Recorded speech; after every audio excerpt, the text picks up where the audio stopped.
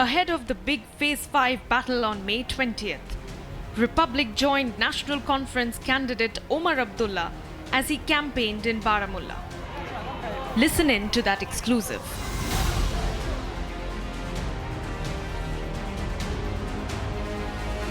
Joining me here is former Chief Minister of Jammu and Kashmir and Vice President of National Conference, Omar Abdullah. Omar, thank you so much for joining here on Republic. So, what is the situation on ground as far as in India particularly, because we are seeing the elections post abrogation of Article 370, then inauguration of Ram Mandir? Are you asking me for the national situation? Look, I've hardly had time from my own election to be able to look at what's happening nationally. You can hear my voice. I can hardly get words out. As far as I see, it looks as if the BJP is a little unstable or a little unsettled, because contrary to what the Prime Minister said about not using Hindu-Muslim for elections, from the BJP that's all we are seeing.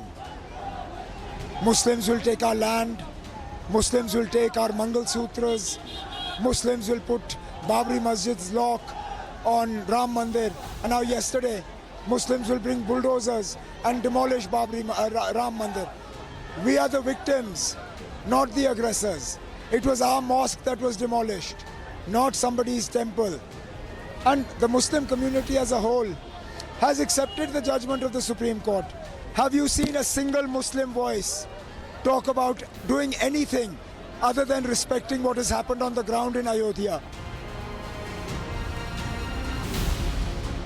I don't think Ram Mandir has had much effect in the rest of the country. Why will it? I am actually surprised that the enthusiasm of Ram Mandir dwindled so quickly. I think in this respect the BJP made a strategic mistake. Elections should have been held the moment the prayer ceremony was done and Ram Lala's statue was consecrated.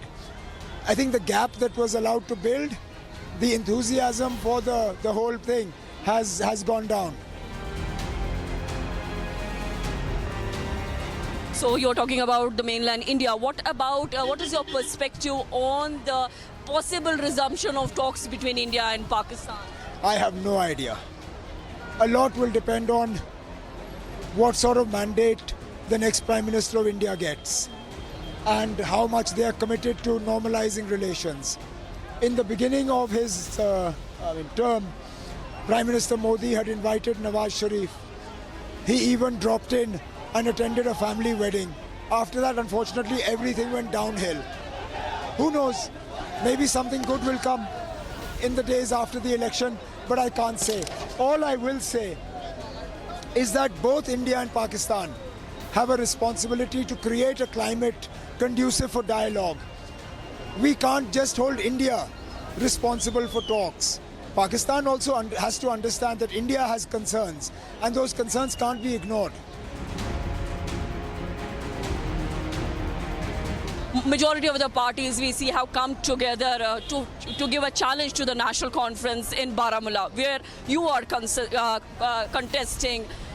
Do you see the challenge, and how is the challenge like? What do you foresee? From day one, I've said that my fight is not against an individual. It's against Government of India, its agencies, BJP, Nagpur. The people here are just the faces. And the BJP keeps changing which face they want to support. I feel sorry for their original face, because he seems to have now been consigned to the dustbin. Even the dustbin has ditched its own candidate. Well, bucket has ditched its own candidate. Ask the BJP this question. When the Supreme Court issued 3 judgments in favor of 370? No. At that time, the BJP was allowed to make this an issue. Did anybody ask the BJP why this was still an issue when they were reduced to 2 members of parliament in Rajiv Gandhi's landslide victory? If it was an issue for a BJP then, why not now? So far, a 5-judge bench has found against Article 370. Who's to say a future larger bench won't reverse what this bench did? Our job is to keep the issue alive and to fight for our rights. Which way will the people's mandate lead the valley?